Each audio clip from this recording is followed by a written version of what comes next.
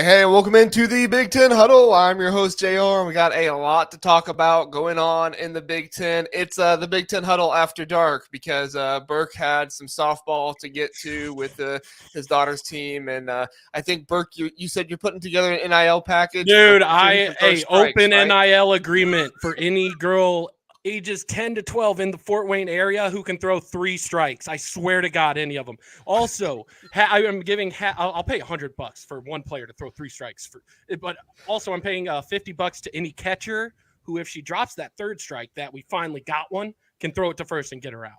So I will tell you, there is no bigger exercise in patience than coaching Little League girls softball.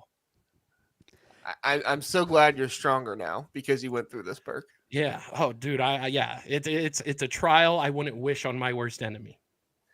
Well, we have another coach of girls sports. Kent's talked more about his girls basketball coaching, but I'm sure you'd put together an NIL package for maybe somebody that could shoot some threes or something. Kent, how you doing tonight, man?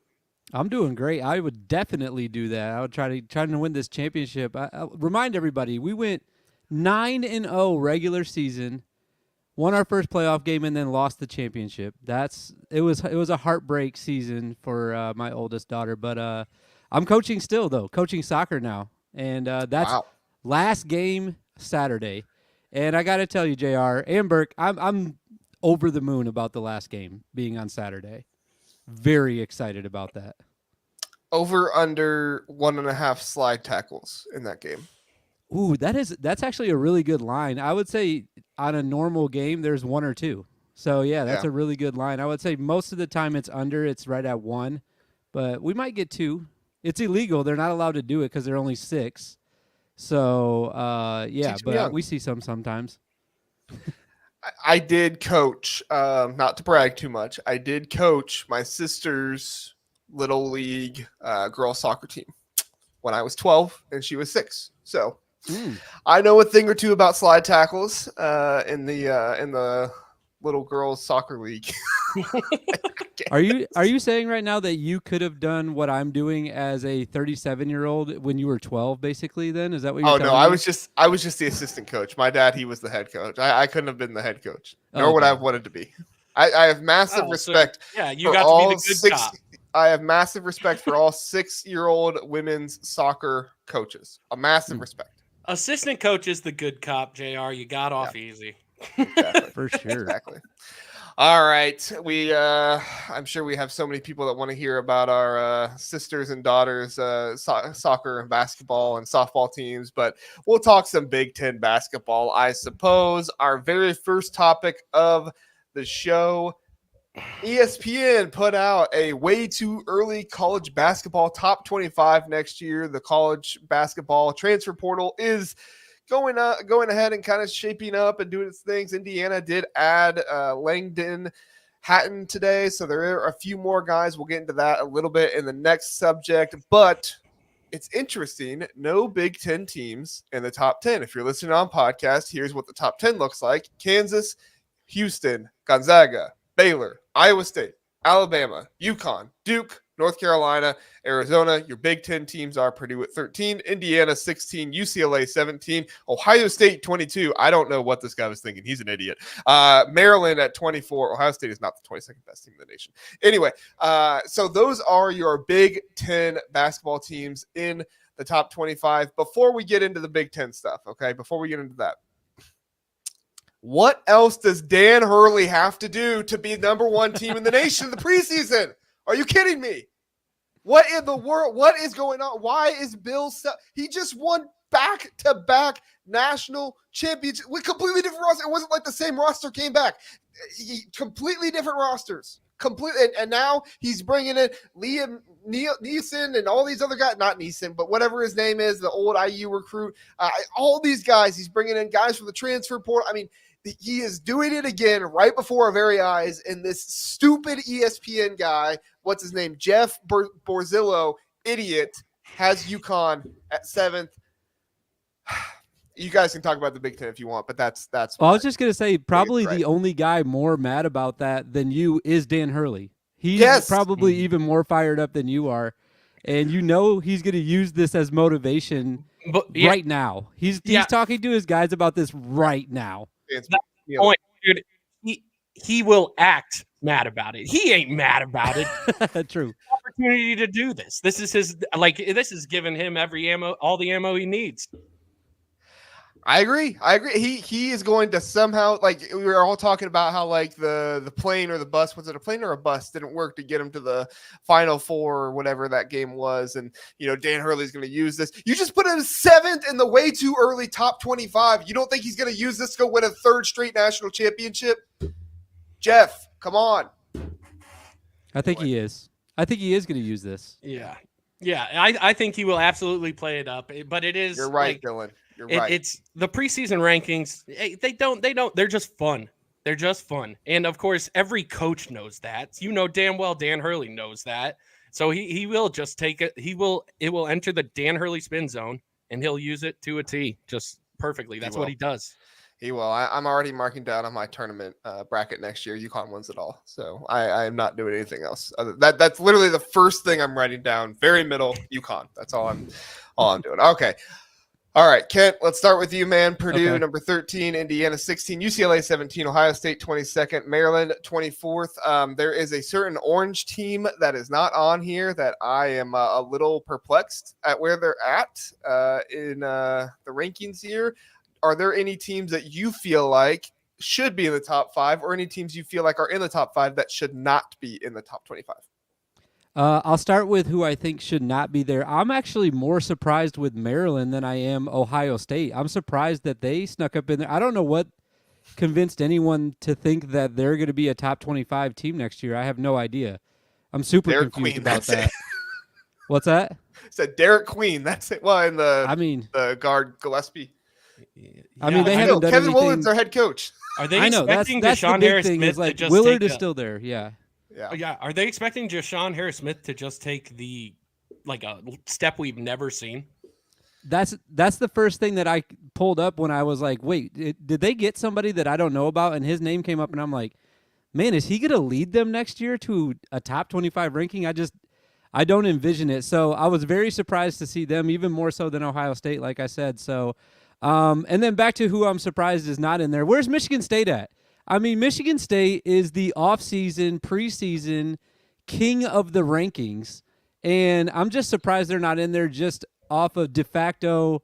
You just throw them in there because it's Michigan State, and they get all the credit in the world during the offseason and during the preseason. So just based off of that, not based on their talent or what I think they're going to do next year, just based off that, I'm surprised not to see them. Obviously, the key one, though, is the one that JR was alluding to is Illinois. I'm very surprised not to see them. They have Boswell coming in, Kerry Booth. They have the 15th ranked transfer roster right now. And, obviously with the culture that they've built and the winning that they've done throughout the last couple of years, the year that they're coming off of, just really surprised not to see that team again above Maryland even just off the bat and in the top 25. So them. And then I'll throw out 2 other wild cards. These are teams I'm not surprised. I should say I'm not going to say I'm surprised not to see them, but I'm thinking that maybe at some point next year these 2 teams could make the top 25. Wild card would be Michigan, and that's if all the transfers that they got pay off.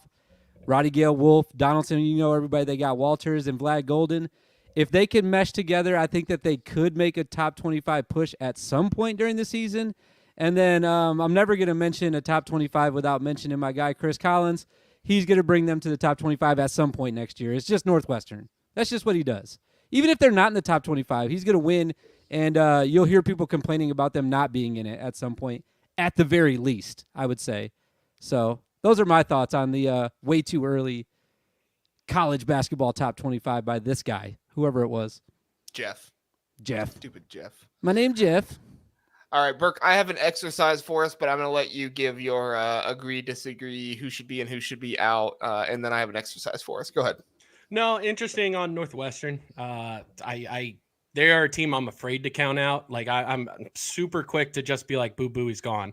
There was a time before Boo Booey at Northwestern, and there will be a time after, and it's going to be interesting to see what it looks like. Now, with the talent they do have returning, you think that they could crack in there. But yeah, you were right on with Maryland, man. Like, is it Julian down low? Because Julian, I'm sorry, I cannot have faith in a guy who has zero. He had 0 points against Zach Edey, man. Yes. Just on your own, like a personal constitution, you have to drop a bucket.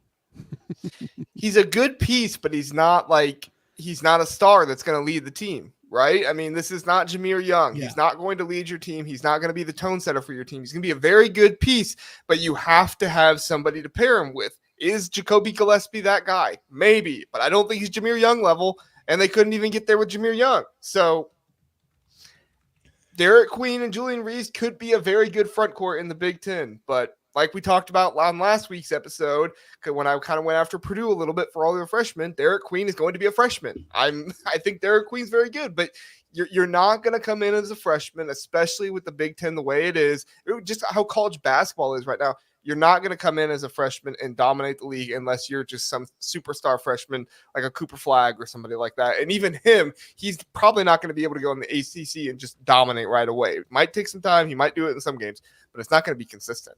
Yeah. So, all right. Let's go ahead and start this exercise. Okay. Teams that you would put in the top 25 over Maryland. Okay. So you guys tell me yes or no. Okay. Michigan. Would you Not put yet. Michigan above Maryland? I think Michigan's ceiling is higher than Maryland's, which is weird, but considering Maryland's preseason ranked. But I mean, just as far as proven roster production goes, like right now, I think Maryland has to have it just slightly. And Dusty May. I mean, Dusty May is 10 times better coach than Kevin Willard is, right? Yeah, but to me, it's like I have to see it first because they have way too many like question marks. Nobody that's going to be a big factor for them next year was on the team last year. So there's a lot that has to come together for them to be a team that's going to be in the top 25. I mean, I think it could happen really quickly, but I'm not going to say it right now. I have to see it first from Michigan. Okay, Northwestern. Yes. Again, I think they could. Do I think they'll finish above Maryland? Yes. I don't think you can rank them right away just because it is the boo-booey question. Like, that is a big if. I agree. I'm not putting them in the top 25. Are you asking if they're better than Maryland, or we're putting them in the top 25? Yeah. Like, if you had the option, you either have to put Maryland or Northwestern in the top 25. It's non-negotiable. One of them has to be in the top 25. Who do you put in, Maryland or Northwestern? Northwestern, 100%. Okay. Right now, I'm putting in Maryland, but that's just because I trust that Gillespie will be able to make the most of that, the way they set up that point guard position for him. And Derek Queen's going to come in and produce. I'm afraid that it might get clunky for him, but I do think right now, just what is proven on the floor, I would pick Maryland above them. Okay. Rutgers. Dude, That's tough. Cliff leaving is such a, like, it says something about the program to me. I don't know what it says about it, but it says something about what's going on. Like, he doesn't want to be a part of what is the most hyped season in Rutgers history. That says a lot. Yeah, that is weird. That's a good point. I never really thought of it like that. I don't know why I didn't think of it like he that. was supposed to be the program guy. He was the one that was supposed to show Dylan Harper the ropes on defense. I'll go Maryland on this one, I guess, just for now. Again, I think that it could change really quickly after the season started. I could be really impressed with Rutgers, but between those two, I would go Maryland at this moment. Yeah, they could also come out like superstars and take it by storm and end up in the top 4, but it's just, you don't know with freshmen contributing in the Big Ten. Illinois. 100%. I don't know enough about what's going on there. I just hear rumblings of Coleman stirring up. Coleman just constantly stirring. Hey, he's in the NBA now, Burke. He's in the NBA. Yeah. he posted his photo of his back walking out the door. He's out. Okay. Oh. Signing out. 33. I love Coleman Hawkins on Twitter. It's one of my favorite to follow on Twitter. Nebraska. Not after Ring Mass, man. Ring Mass is such a big loss. Everything ran through it. Like, he was the way he played reminded me a lot of a Trace Jackson light. Like, he wasn't doing it to the extent of TJD, but he was catching it up top. It ran through him a lot of the time. Those open shooters found themselves open off of his work, like at the top of the key a lot. So yeah, I'm going just Maryland. that he goes down. Sorry, Burke. I didn't mean to jump you're on you good. there, but I'm going Maryland over Nebraska first. I'm off Nebraska big So time. you're so down on Nebraska this year. I'm majorly down on them, and I was down on them before even the injury was announced. And now once they announced that, I was completely off of them. So yeah, I'm going Maryland above Nebraska for sure. Okay, all right. Last one. Do you agree Ohio State over Maryland? Yes. Yeah. Wow. All right. Let's talk about Purdue. Purdue, number 13, not top 10, went to the national championship. Very good season. Did lose Zach Edey, but they have Braden Smith, Fletcher Lawyer coming back. Trey Kaufman-Wren looks to be playing the 5 role this season, most likely. Purdue 13, too high, too low. What are your thoughts? Or just right? Please start, Kent, because I'm going to. Okay. I'm formulating how I'm going to say this. I think that of the Big Ten teams, well, first of all, let's start with what Burke said. None of this matters right now, right? Yeah, of course. The preseason rankings don't really have an impact on what's going to happen long-term next year, but it's fun to talk about. So let's talk about it. There's only 2 teams, I think, that are in the Big Ten that have an argument to be in the top 10 of this ranking right now, and they're in the same state. It's Purdue and Indiana. If a fan base wants to get behind something and say, hey, we should be ranked top 10 at this very moment, it's one of those 2 teams. Now, do I think that either one of them need to be in the top 10 at this very moment? I don't know enough about all the other teams that are in the top 10 to say that confidently. But I will say that I think that Purdue and Indiana, as their rosters are built at this moment, are top 10 potential teams at some point next year or even by the end of next year. So, yeah, I think that there's an argument for both of them to be in the top 10. I think at this moment there's an argument to be made for almost anybody to say, hey, we got this, and this. We're going to be this next year. But realistically, I think it's just those 2 teams that could come to the table with some real facts and say, these are the players that we have, and this is what we plan to do next year. And I think it's a top 10 team for both of them next year at some point. Burke? I got to do it. That's what we're saying right now. I got to do it. All right. You have to speak on a podcast, Burke. Yes, hey, Purdue fans, please, will you guys please respect the 2-time National Player of the Year?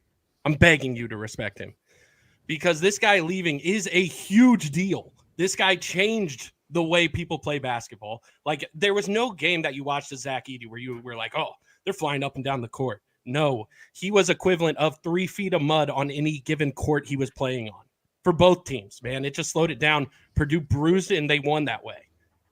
And to say that Braden Smith is going to take a step in his assists and he's going to hit that next level, hey, you know what? I didn't think he'd take a step. Hands up. He took a huge step this year. Like, he took it to another level. But he is losing 3 of his top 4 assists, the guys he assisted to. And you can't tell me that whoever they're replacing Zach Edey for production with is going to be able to convert at the rate at which Zach Edey was converting. That number will go down. It just has to. And but as far as top 10 goes, I want Purdue up there. I do. As far as the whole Big Ten goes on this top 25, I love it, man. There's a lot of Big Ten representation. A lot that last year it was Purdue and Michigan State. I love that we have this many in the mix right now. Yeah, I mean, Painter, you got to put him at 13. It's 13 and Indiana at 16 because of the coaches. We got the Mike Woodson, downgrade right now, and they got the Painter bump. If you're looking at rosters, you cannot objectively tell me Purdue's is better right now. Kanon Catchings is a hell of a player. He's going to contribute as a freshman, but I don't think a lot of Purdue fans have seen that caliber of freshman, and they aren't really accustomed to the growing pains that can still come with even a top 5 guy. And Yeah, it's going to be a fun season where I think Purdue will be able to. I mean, they always compete for it. They could have anyone out there, and it's just going to be fun. Finally, having these games. Like I want Indiana and Purdue to be 1-2 every time we face off. Burke, what happens if Caleb First comes to Assembly Hall next year and drops 25 on Balo's head? I mean. That's not happening. It's just not happening. Yeah, I thought we were doing what ifs tonight. I don't speak French, dude. What are you saying right now? Don't speak Lafayette. I am so incredibly torn on Purdue because everything that I know about basketball tells me they're not a top 10 team. That they're not even a top 15 team because of how good Zach Edey was. It's nothing against Braden Smith and the other guys. It's just how incredible Zach Edey was and the fact that they didn't bring in a transfer for the 3 or the 4 spot, which I think could really help them, or the fact that they didn't keep Mason Gillis, who I think could have really helped them this year. But at the same time, and I know people think I'm a Purdue hater, and we had a bunch of Purdue fans unsubscribe because I made a video that included the word struggling in the title. That's fine, whatever. But Matt Painter's still the coach. And I think Matt Painter is a damn good coach. And it's hard for me not to trust Matt Painter, right? Like, do I think Purdue's going to contend for a national championship this year? No. Do I think they're going to contend for the Big Ten and they're going to be my favorite to win it? Most likely, because I need to see, and we'll get into Indiana in a minute, but I need to see Mike Woodson put it all together. He has the talent, he has the roster this year, but I've seen Matt Painter put it all together with a less talented roster and be able to win the Big Ten. I've not seen Mike Woodson be able to do that yet. And so for me, I am just so incredibly torn with Purdue. You could put Purdue outside the top 20. I'd be like, okay, I see it. I kind of get it. You could put Purdue in the top 5, and I'd say, maybe not, but I also kind of get it because it's Matt Painter. Counterpoint, the 2 teams that were in the national championship this year, Purdue and UConn, UConn probably lost more production than Purdue did. No? From that national championship game? Why isn't Purdue number 1 in this ranking? You know?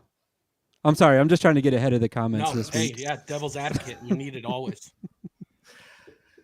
I love it. All right. So should we just talk about Indiana now since I put it into that? Please, let's do it. Okay. All right. Let's talk some. I hate, dude. I feel so uncomfortable talking about Purdue. Everybody's ready to kill me. Let's go. All right. Can Mike Woodson get it done? Mike Woodson, the guy who put together a roster last year where he had Gabe Cupps starting games and Xavier Johnson he trusted in. Listen, I think Mike Woodson has a good heart to try and trust Xavier Johnson. I don't know if it was the best idea on paper with everything you've seen, but at the end of the day, Mike Woodson is a very good coach at getting his big men to play well. I love the addition of Oumar Ballo. I love him going right next to Malik Renew. This list does not include Langdon Hatton, who is coming in and is going to be somebody that can stretch the floor as a big man for this team, which I love that as well. Cannon Carlisle. I love Miles. I mean, I just love so many of these additions. Luke Goody, I think, is a fantastic addition. I love all of it. My thought process is just, can Mike Woodson put together a modern basketball team who is able to play in such a way that they can win the Big Ten? I'm not asking him to be NBA modern, okay? I'm not asking him to go Brad Underwood last year and have all the length and everything like that and play positionless basketball. I'm not asking for that. I'm just asking, Mike Woodson, can you scheme up enough three-pointers? Can you scheme up your guards well enough? Because one of the only guards that I've seen Mike Woodson do it with is Jalen Hood-Schifino, who is just a fantastic talent. Burke, do you have trust in Mike Woodson to be able to create a modern game plan for this roster?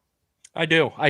And, there was a time last season when I didn't, and the fan base is up in the air, like just as a whole collective. It's one way or the other, but what gave me confidence was within a week of our season being a wrap, we're not going to the NIT. It's time to build.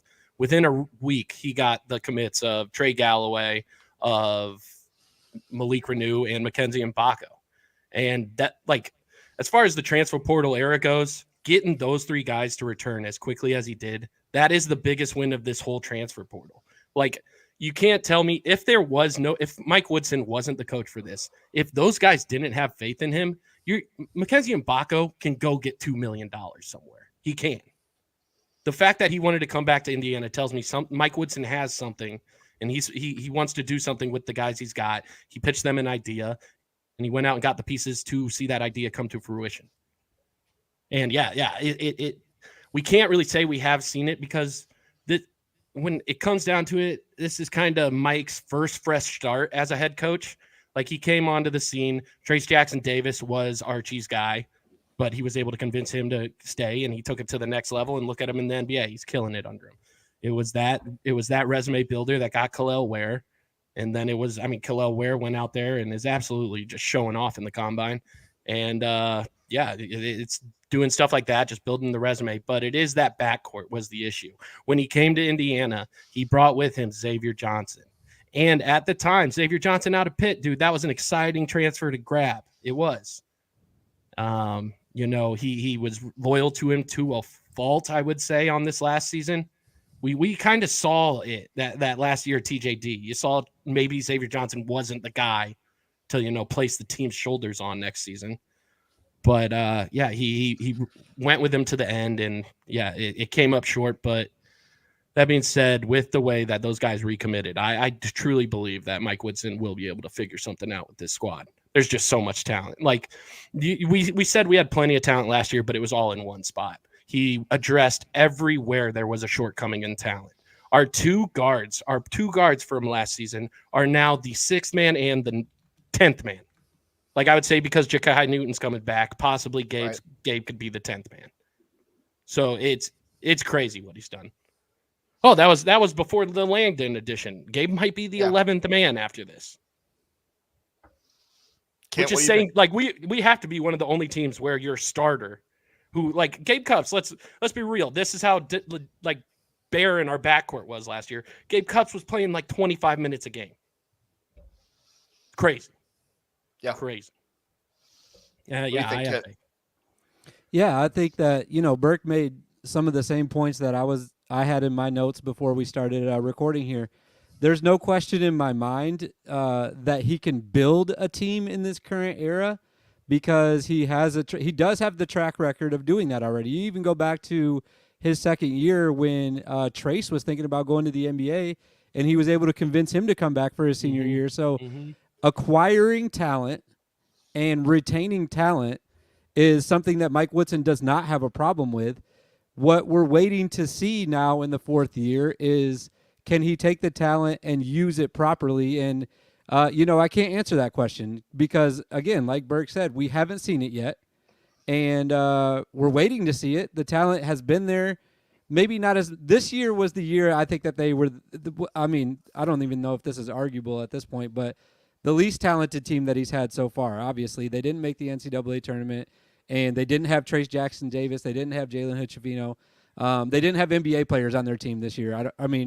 Besides Kel'el Ware. Kel'el Ware, yes.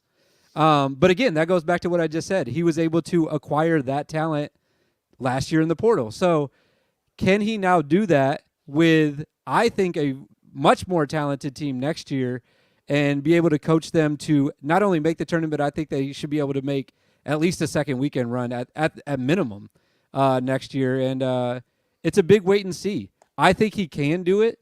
But I have no proof and I have no validity to say why he can do it other than that I'm hopeful for him and I think that he can. That's it. I think it's really, really interesting because I've talked about before, my in-laws are all IU fans here, and it's really interesting because I remember talking with them about Mike Woodson when the Liam McNeely departure happened, and all of them except for my father-in-law was saying Woodson has to go. What is he doing? He didn't even contact him, all this stuff. And then like a week or two later, here comes Bryson Tucker, who, correct me if I'm wrong, Burke, but he is now rated higher than Liam McNeely was. Yeah, on that on or three. Is right now, right? Yeah, on that on three for sure.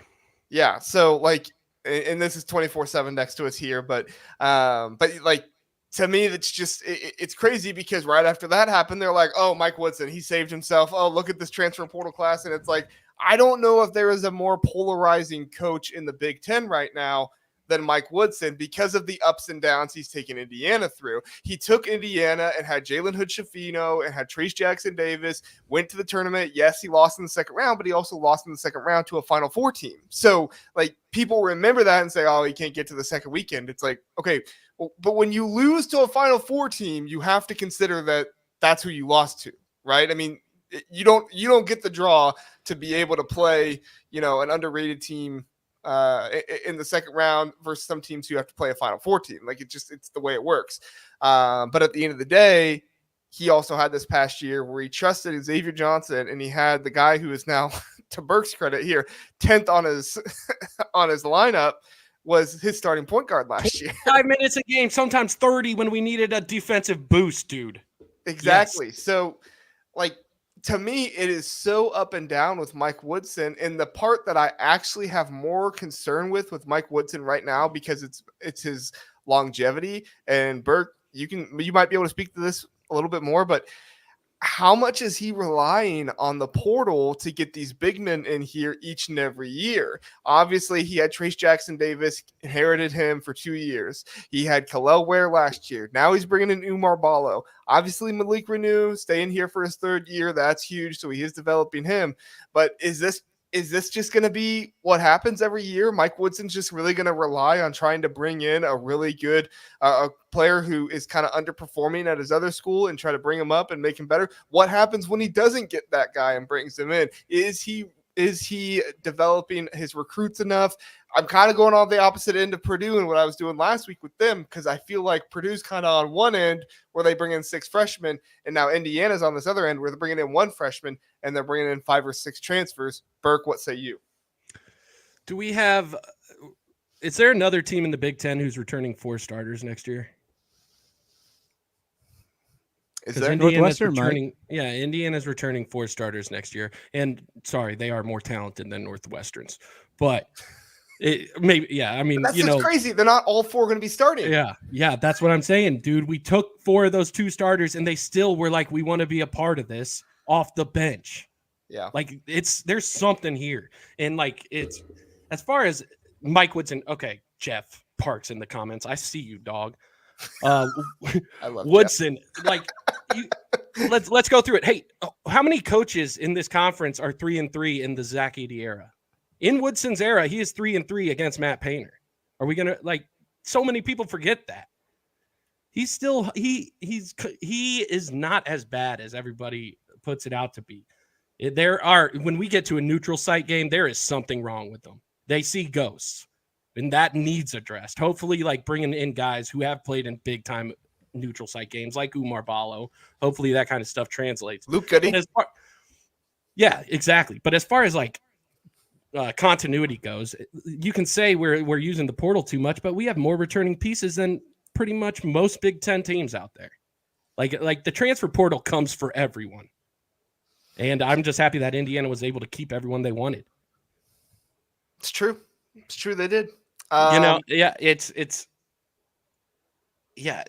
guess, maybe Purdue can say that, Northwestern can say that, but it's just when you are bringing in that talent, that takes 2 of those starters and moves them onto the bench. It's a big deal that those guys return. Kent, we have a lot of comments in the comment section. I don't know which one to bring up, but they're talking about how Woodson only is able to write checks. They're talking about how Woodson doesn't get any credit because it was just TJD that carried him and all that stuff. Are you against the writing checks, and do you think that Mike Woodson was carried by TJD? I'm not against writing checks. I don't write a ton of checks anymore. I usually use my debit card or pay online. Yeah. So I am against writing checks because I think it's kind of a waste at this point. It's 2024. Send some Bitcoin or something if you want to really get these guys in. But no, I'm not against it at all. Mike Woodson can send me some money if he wants to. I don't mind that at all. This is the era that we're in right now. That's such a to me, and I'm not calling out anybody in the comments specifically, but that's such a lazy thing to say now. Everyone has the opportunity to write checks. So if your team is doing it, that's great. And if you are mad at a team doing it, that's your own fault for being mad at that. So like, I don't have a problem with it at all. I don't think that, I've been all for transfer portal and NIL everything, man. I want it to stay like this forever. I want it to be the Wild Wild West. I want money to be thrown around like crazy. And to say that, he's just good at writing checks or whatever, like, I just don't understand that. Like, your team can do that too. If they choose not to, that's your fault as a fan for being upset about that, I think. Yeah, and especially now that's it's a third of the job now. It really is. Totally. Like, writing checks is a third of the job now. If your head coach can't write checks, he might be gone. You're seeing that in Fran McCaffrey and Tom Izzo. Like, if they don't figure it out, their time is not as long as they think. Well, my thing too is like, are we only writing checks to portal players? Recruits don't get checks. I mean, because that's what it oftentimes gets, associated with is like, oh, you brought in a bunch of portal players, you must be, paying big money. And it's like, no, if you bring in a near 5-star recruit, or if you bring in a 5-star recruit, I guarantee Liam McNeely did not go to Connecticut for $0. Like, I guarantee Cooper Flagg did not go to Duke for $0. I guarantee, they went to turn around struggling programs. Yes, like. Yeah. I mean, to me, it's like wild to even say that, because it's like, I've never heard anybody be like, oh, Kansas City just won the Super Bowl. They're just good at writing checks to Patrick Mahomes. Like, what? They paid, of course. That's what you do. You pay to get the players. Like, and that's what we have now in college basketball. So like, or college sports in general, I should say. So that's just, to me, it's not an argument anymore to just say that at all. There never was, actually. To say like a team is writing checks, that's why they're getting good players. Like, well, duh, everyone is doing that. Yeah. I just think everybody writes checks to somebody, and that's the coach's decision. Who are you writing checks to? You're writing checks to recruits. You're writing checks to portal players. It sounds like Washington paid Great Asabora, $2 million. Danny Sprinkle, don't think that was the right check to write, but guess what? He wrote a check, and somebody else could be writing checks worth $2 million as well. They might have just like sparsed that out a little bit better than right. 2 million players or $2 million to one player. So I don't know. I don't know where to stand on IU. I am a little bit nervous about the portal and bringing in the big players, but at the same time, like, I'm not as down on Mike Woodson as some other people. I think that Mike Woodson can put it together. I think that we've seen him put it together. And as much as, yes, TJD was a big part of why they were able to have their run and do as well as they did, I do think that Mike Woodson played a part in that as well. I don't want to completely dismiss him. Maybe I'll eat my words after this year. Maybe Mike Woodson will finish, in the bottom half of the Big Ten, and I'll be eating my words. If so, hold me accountable. But I really do think that this Indiana team is going to be a top 5, top 3, possibly even win the Big Ten this season. Let me provide a stat to defend that point for you. So Tony Adranja of the Assembly Call podcast, he collected a really awesome stat because it makes Indiana look really fantastic. So it was the 2023 to 2024 Power 6 productions for each of the rosters right now.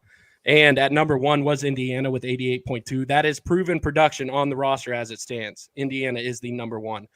Kansas was at number 2 with 84.5, and that is 88.2 and 84.5. That was before we added Langdon Hatton's 10 points and before Kansas lost Riley Kugel to education. So feel good about Indiana's talent because there's a ton of proven production. There definitely is. We don't need jumps. We don't need jumps. We just need this to all fit together, which is, that's Mike Woodson's biggest test. That is a big thing though too, Burke. You have to admit that's a tough thing to do too. It's not easy to just get guys to come in and mesh together instantly. Yeah. I will say the pieces he did though, man, that backcourt he's bringing in works together. Like the best part of Kanon Carlisle's game is his ability to shoot off the catch. Like he shot above 40% when receiving the pass and just letting it rip. And he does not have to be the primary ball handler on this team like he was at Stanford. He's going to be working on the outside to get open, and it'll work out. I'm very confident in what this team can do. I'm convinced. This is kind of Jeff's comment here is kind of just the all-encompassing piece of why we're doing these, like, is a team struggling or thriving? Yeah. We did it with Illinois, we did it with Purdue, now we're doing it with Indiana. Like, I'm just not convinced winning the portal translates to winning basketball. I'm also not convinced that winning the recruiting battles translates to winning basketball. I think there needs to be a mix, and I feel like this offseason especially, there are teams that are really going hard at recruiting, and there are teams that are really going hard at the portal. And at the end of the day, the team that I've been the most critical of, so maybe this is hypocrisy on me, but the team that I've been the most critical of, who might be doing it the best, is Ohio State. They're bringing in recruits and they're bringing in transfer portal guys, and I'm over here saying, oh, Ohio State's not going to be that good. Maybe I'm a little bit jaded because of Chris Holtmann, but like at the end of the day, like this is what it comes down to. At some point, we're going to realize what is better, bringing in the portal guys, bringing in the recruiting guys, or is it just better to bring in a mix of each? It's going to be really interesting to find out. I think it's I think it's going to always be a mix, because if you look at the teams, I mean, I know we have a very small sample size at this point with. I mean, people have been able to transfer for a long time. This is not a new thing that guys are transferring. It's just the transferring in masses is what's new to college basketball. But with what we've seen just the last couple of years, there's always been at least a couple of transfer guys in the on the championship teams, right? I mean, this is not like there's not a team out there that's like we recruited all these guys and built them up for 4 years, and that's why we're at the national championship. There's always going to be at least a portal guy, and then obviously building from within is important. So I think it's always going to be a mix. I agree. Oh, yeah. Wouldn't be able to get through this segment if I didn't bring up a LFG comment. Appreciate you being here, LFG. IU is loaded. Look up their roster and balanced and what you want, a bit of everything. I agree. My biggest thing is, can Woodson put it together? I think he can. We'll see if he can make it happen. It'll be really interesting to see. Burke, you're a Woodson believer? I'm all the way, man. Right. Those guys who decided to come back, like you just said, that Ohio State team, man, they're really putting some pieces together. But it would have been nice to have Akpara. It would have been nice to have Roddy Gale to kind of show them the roots, dude. Like, as far as utilizing the transfer portal, Arkansas's bringing in 11 guys. They had one returning on their roster. Is he supposed to give them a tour of the whole town, show them where to eat, whose house we're partying at? Like, you need those guys on campus to bring those transfers in and not bring them into the program, but like the community. They need to feel like they belong there. I like the idea of the one player left on Arkansas is giving all of the players a tour, including Coach Cal. He has the headset, the speaker box on his hip. Yeah.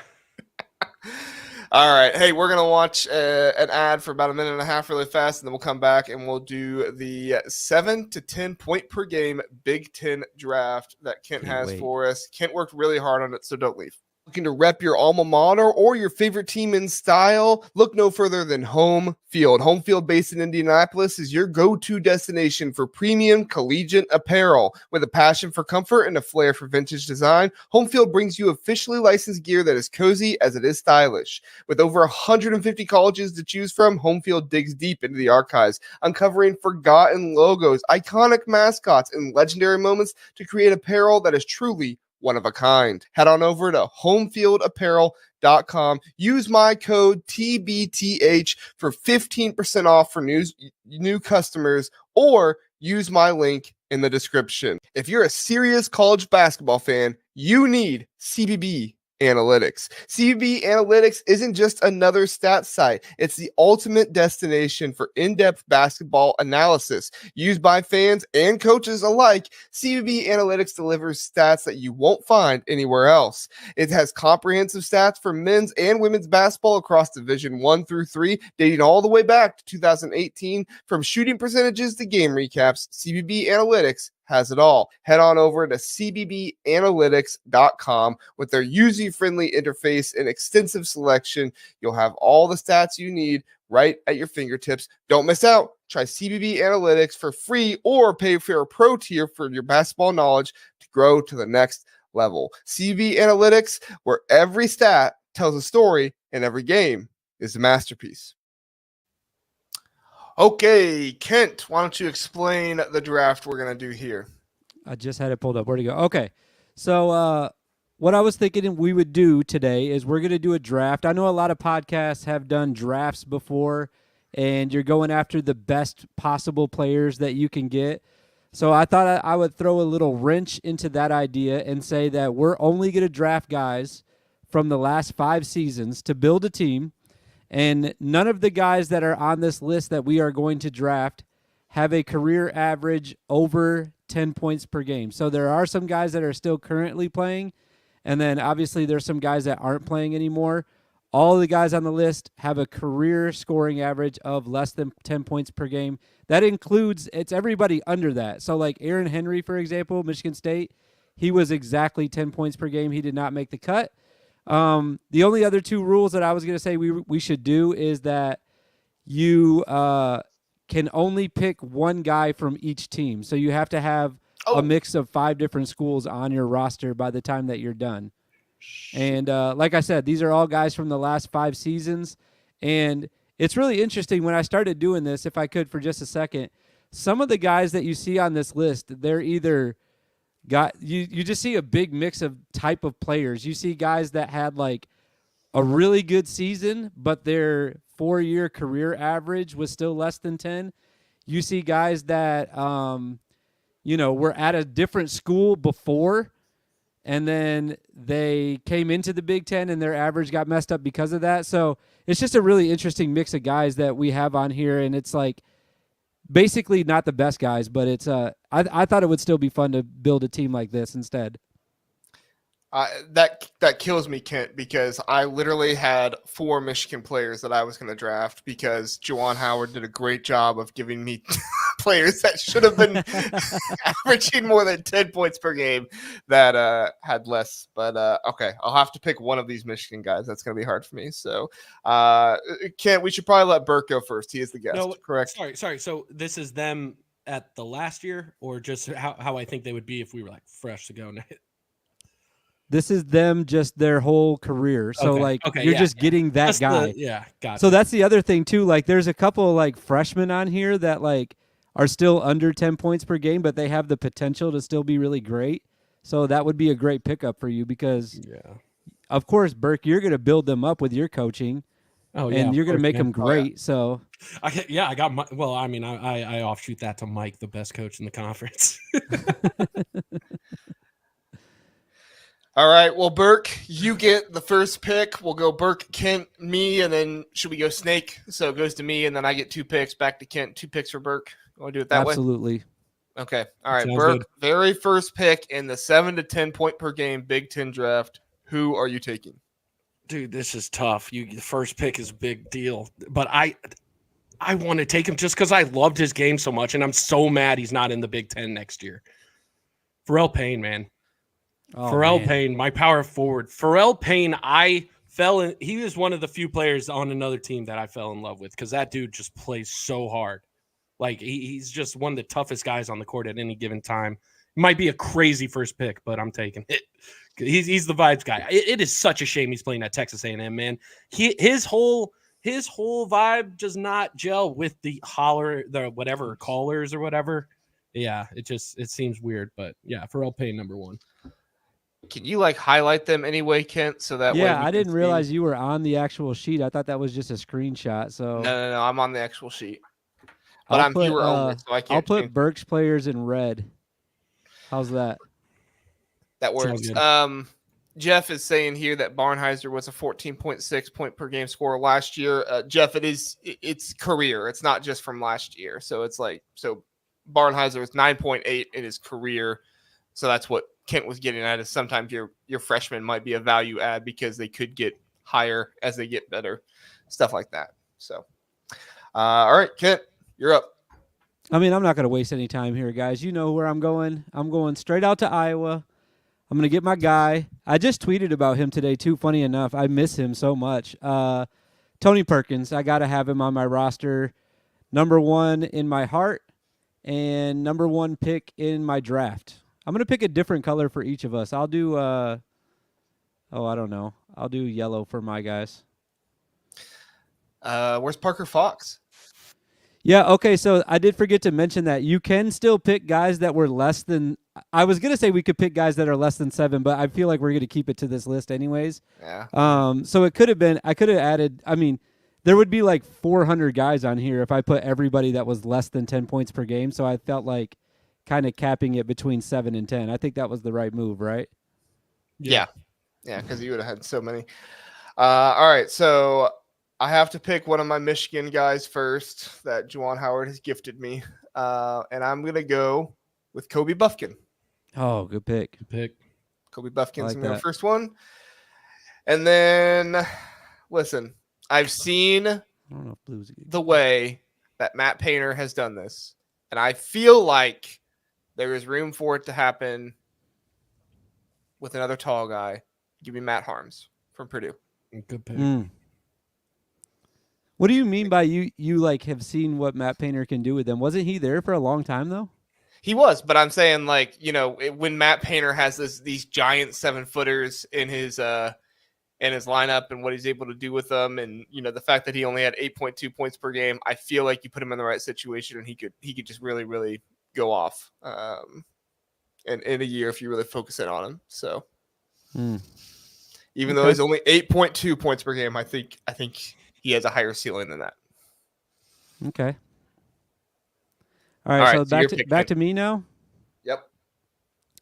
All right, I kind of want to get a big guy, but I didn't prep as much for this as I prepped a lot making this, but I didn't prep like who I was going to pick and where I was going to pick them. Let's see. You know what? I'm going to go right to where the comments were just talking about. I'm going to take Brooks Barnhizer with my second pick here. Got a couple versatile guys on my roster. That's the wrong color. With Tony Perkins and Brooks, I feel like guys that can do a lot. They can handle the ball. They can score, defend.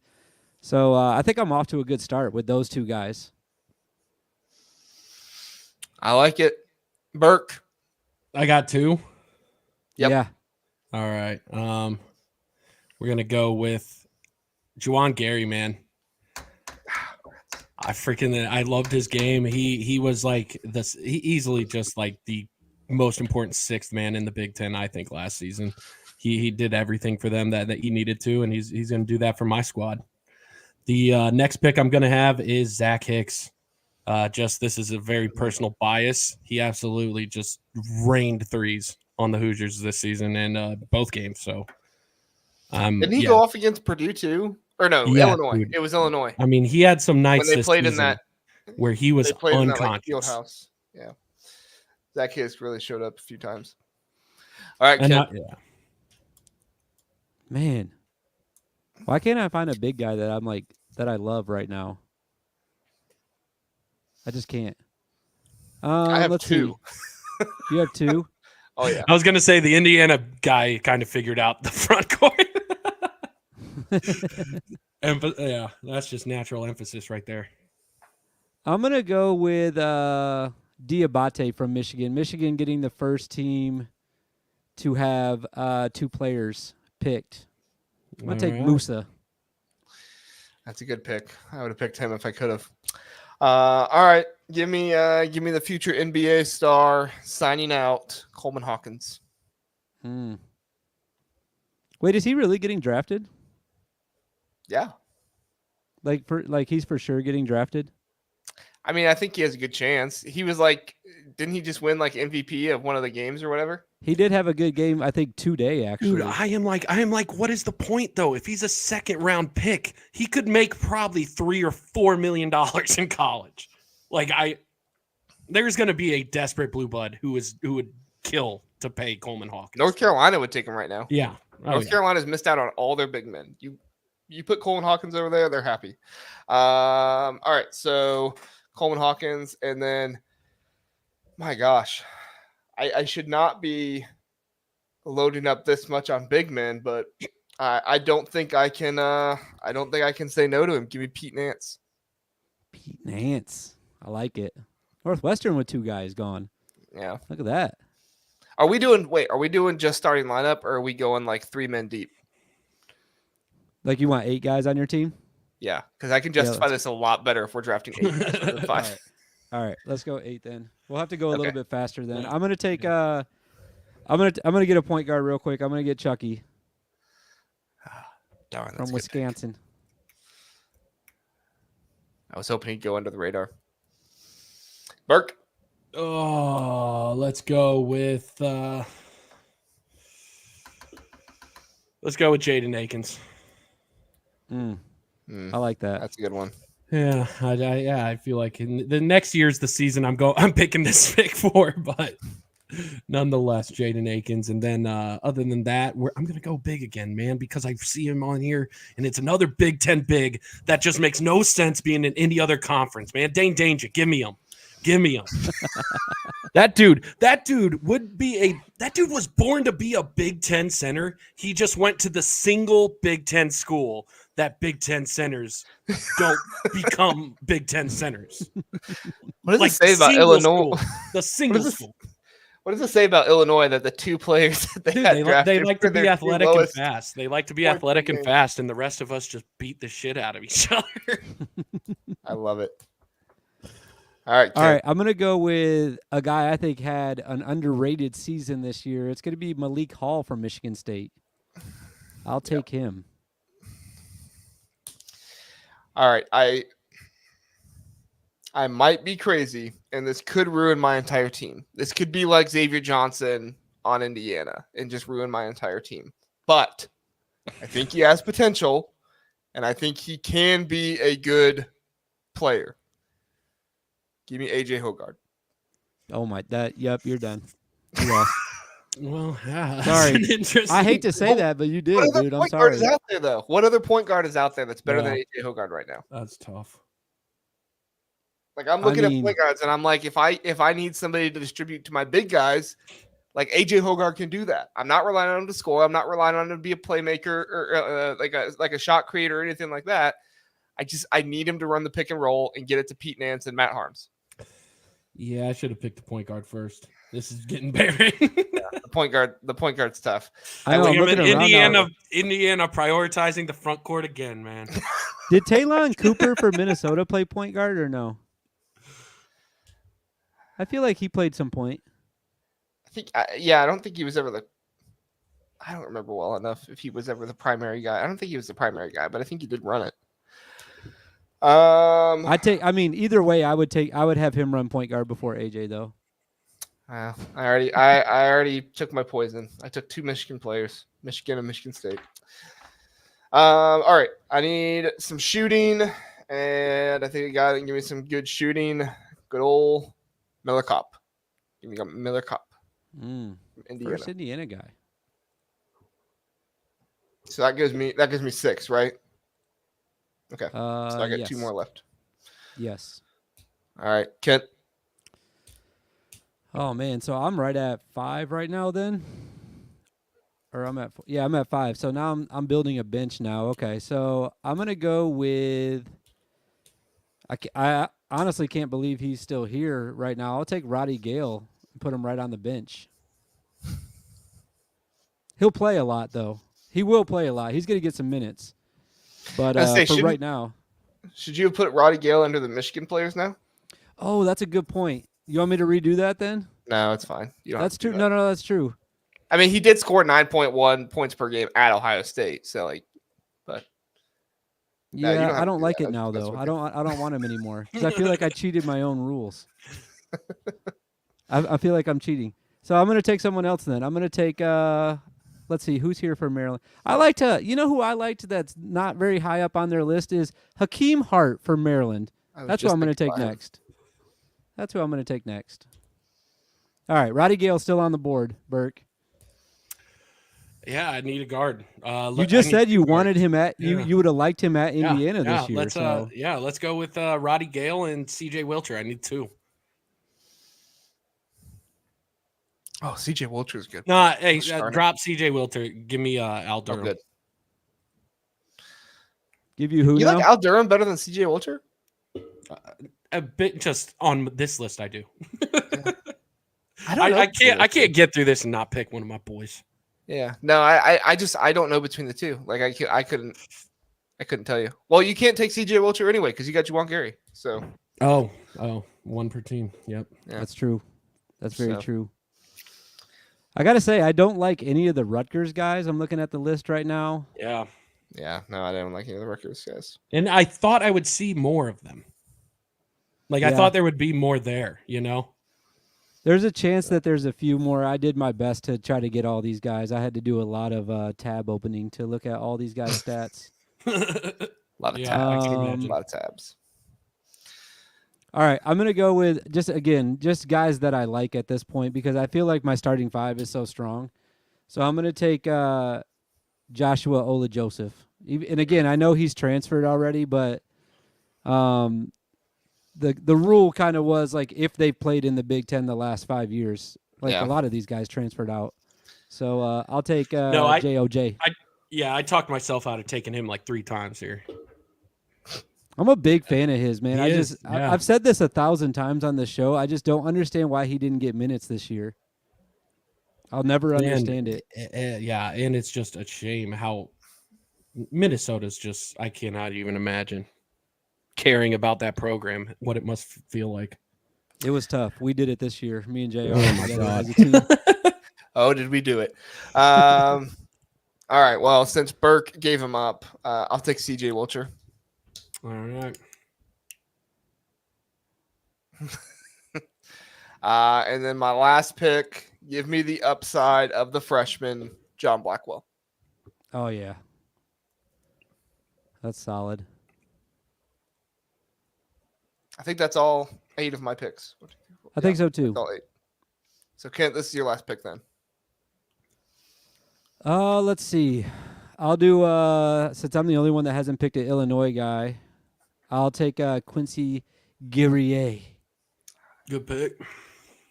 I should have done Curbelo instead of Hawkins. I thought about Curbelo, too. I really liked him. Yeah. He'd have been a good point guard. How many points did Funk have for Penn State, man? When we opened this, I swear to God, I was ready to pick him first. He was just over. I think he was at 11 or 12. I was surprised. Okay. Yeah. Huh. He was a guy when I clicked on him, I was like, this guy's for sure. I was like, well, got my shooting, Funk. Yeah, exactly. But, yeah. Kent LFG loves the Sigma idea. He says fire Sigma idea. Awesome. Encore. So Awesome. he likes Encore, it. he And I wants see us to do it people- again right now. Yeah. Hey, and Jeff likes my picks. John Blackwell may end up being the best guy on the Burke's board. still got haven't one looked more at the- pick, JR. It is a Don't- good pick. don't It is step a on good his pick. Oh, yeah, my last pick, just because Oh, it sorry. feels like every position's taken care of. Dude, give me a healthy Olivier Nkamwa on any other Oh, team in the Big gosh. Ten. Yeah. Any other team this season. Why do you say that? Do you think he wasn't coached Man, well this year or something? No, I yeah. God. Why do you say it like that? I don't know, man. I just feel I don't know if it was quite the right environment, or it was just like the Why? greatest locker room chemistry going on, or like the safest. Well, he didn't environment. punch anybody this year. So. Yeah, Jesus. So I think it's really interesting that the teams that had all of us pick somebody from them were Michigan, Michigan State, and Illinois. Northwestern and Wisconsin both had 2. Minnesota had 2. Nebraska had 2. Indiana had 2. But Iowa, Maryland, Purdue each only had 1, and Rutgers had 0. 0 guys taken from Rutgers. Yeah, dude, there were just also names on that Rutgers that you really thought might be there, but yeah, those guys just. Some people would say Illinois, Michigan, and Michigan State are the 3 blue bloods of the Big Ten. Some people would say that.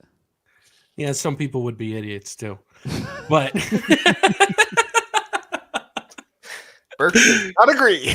No, those are the programs though. When you think like who's been the most like NBA, like I don't know who gets guys there.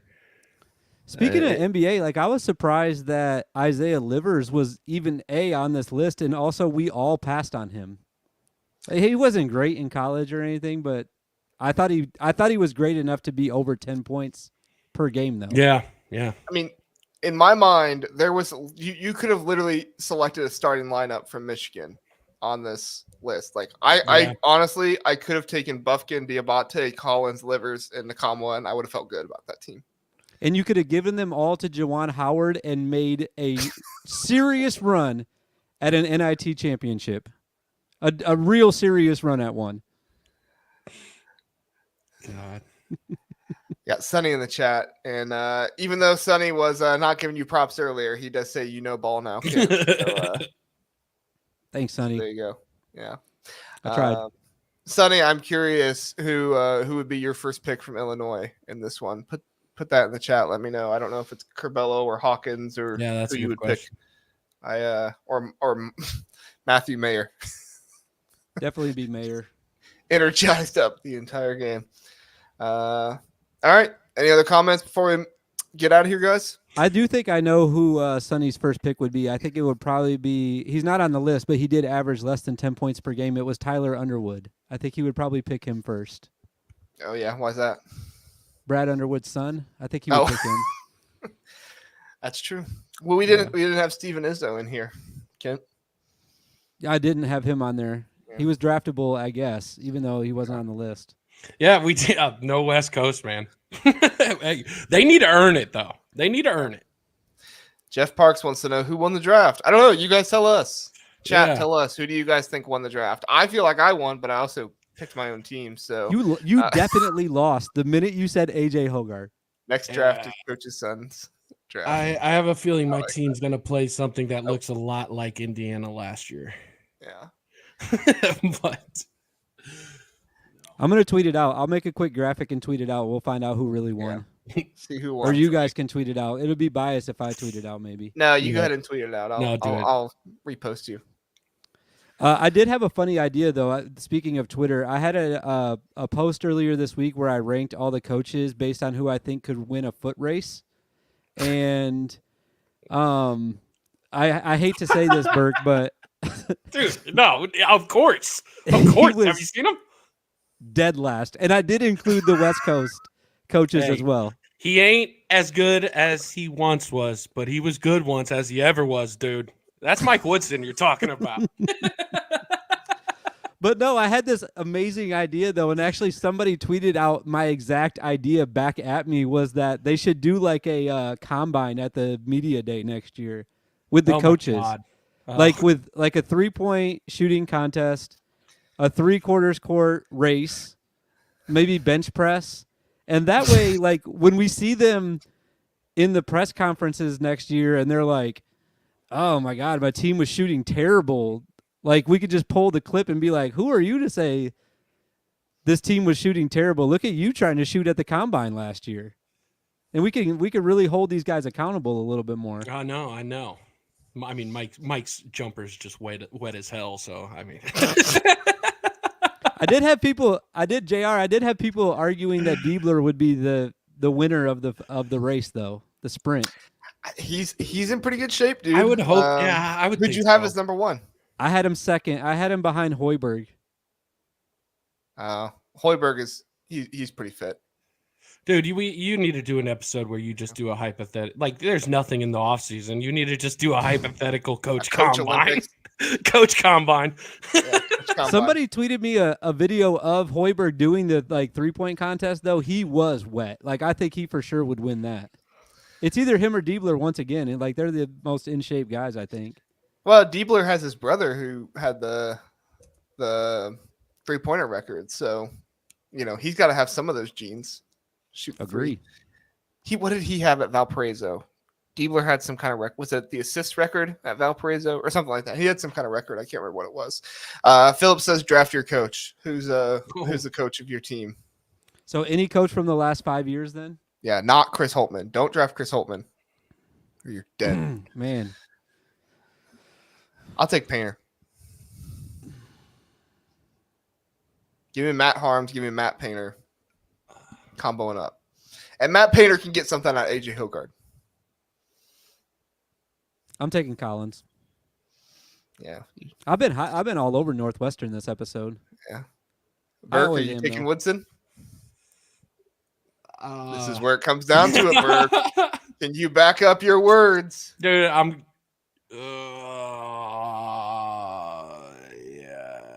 Well, yeah, I'm going with Indiana, of course, but I mean, if there was a coach that wasn't going to be Mike Woodson. If there was another coach, it would probably be Dude, I'm credit to Painter. Credit to Painter, dude. He's I completely shifted this because Jeff said I'd have to take Kent when I said vote on who wins, and then I picked Painter, and literally 2 seconds later, whoops. Oh wait, yeah, you picked Painter. Yes, JR won the drafts. Yes, Matt Painter gets me the win. Thank you, Jeff. Cheating. I will say I would love to see the hue of red. Like that hue of red would be studied by NASA on Fran McCaffrey's 40. Oh my God, that'd be great. Like this, nothing. Yeah, this is child's play compared to the deepness of that red. It would be amazing. All right, we have completely gone off the rails. What? Us? Yeah, right. Burke, why don't you tell people where they can find Often Daunted? You can find Often Daunted everywhere you get podcasts if you're interested in listening to a very biased Indiana take. Not really X's and O's, more vibes, and just a fan of this program. Love talking about them. And just wanted to, last thing on the show, just say everyone recognize, like, if you weren't on the Mackenzie Mbako, like if he wasn't on your radar yet, please know he was Big Ten player, freshman of the year, because his second half was just that. You couldn't even not include him. Like Owen Freeman was reliable throughout. Mackenzie Mbako will be one of it. I think he's going to be the best damn player in this conference, but that's just me. You're not biased at all, Burke. No, I'm not. Never. Could never be. Could never be. Kent, you working on anything or just on Twitter as usual? On Twitter as usual. You can find me there. You can find me at the soccer fields this weekend. I'll be coaching my heart out for one last Saturday. You can find me at Cody Zeller's reunion party this weekend. I'll be there as well. I got invited to that. Burke probably doesn't know that. I'll be there on Sunday. So yeah, I'm just around, but mainly on Twitter though, at Casual Big Ten. All right, one last question. Give it to me really quick. Who takes the sophomore leap? Devin Royal. I like that. I liked him last year. I don't think you can say Mbako takes the sophomore leap. No way. No way. If he did, like, go. I mean, I think going he already undefeated. took the sophomore leap halfway through his freshman season. No. I got one. I got one to get go ahead. everybody back from last week. Miles Colvin, sophomore leap. All right, hey, big time. I'm high on Miles Colvin. I would love for Is Kim him Heidi and Mackenzie sophomore to or have some junior? battles. I don't know. He felt like a if sophomore. it's sophomore this year leap. if He already took his sophomore leap in that national championship game with that dunk. So yeah, for sure. I think Blackwell. That's a good Blackwell's one good too. Yeah. Hopefully it's Jamie Fears. I hope he does. That'd be nice. Not. Yeah. All right. It might be Gavin really Griffiths. It might be Gavin Griffiths. That was a mouthful. There Might we go. be Gavin Griffiths with the Nebraska. Dude, they're going to need somebody. Low-key, Jamie Fears might be my favorite player to watch next season. I'm really looking forward to watching him. All right. Anyway, thank you everybody for watching. We appreciate it. Thank you so much, chat. Thank you to Kent and Burke for being here so much. Have a great night, everybody.